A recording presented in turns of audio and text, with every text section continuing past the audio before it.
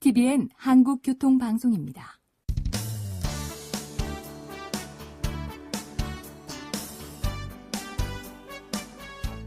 한문철 변호사의 교통사고 솔루션. 이 시간 진행의 한문철 변호사입니다. 여러분 안녕하십니까? 자동차는 앞으로도 가고 뒤로도 가죠. 또 왼쪽으로 회전, 오른쪽으로 회전 이렇게 네 방향으로 갈 수 있는데요. 차가 뒤로 가는 거 후진이라고 그러죠. 후진할 때 교통사고 제법 많습니다. 어디서 많이 일어날까요?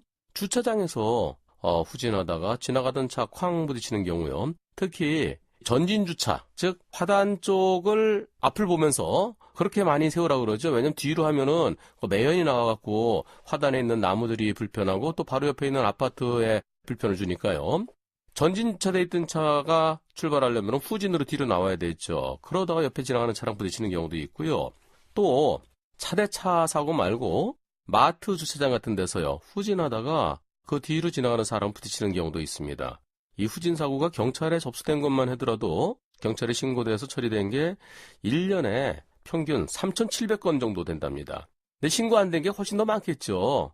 차대차 사고만 있을 때는 신고 잘 안 되고요. 사람이 다치더라도 크게 다치지 않아서 보험 처리로 그냥 끝날 사건들, 그런 경우는 경찰에 신고 안 된 것도 많으니까 실질적으로는 훨씬 더 많을 겁니다. 그런데 그 후진중 사고 3,700여 건 중에서 매년 63명이 사망한답니다. 1년에 60명 이상이 후진중 사고로 사망한다는 거예요.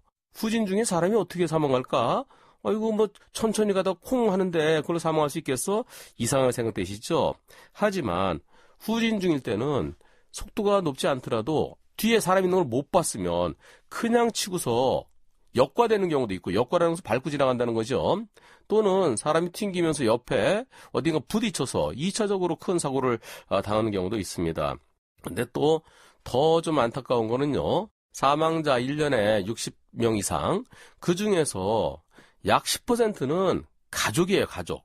내가 운전하다가 내 가족이 내 차가 후진할 때 사고당해서 사망한다는 거죠. 얼마나 안타깝습니까? 남편이 운전하다가 아내가 사망하고 남편이 운전하다가 아들, 딸이 사망하는 그런 사고가 적지 않습니다. 따라서 후진중 사고, 그것을 방지하기 위해서는 후진할 때 더욱더 조심해야 되겠죠. 오늘은 여기까지입니다. 고맙습니다. 이 프로그램은 팟캐스트와 유튜브를 통해 다시 들을 수 있습니다.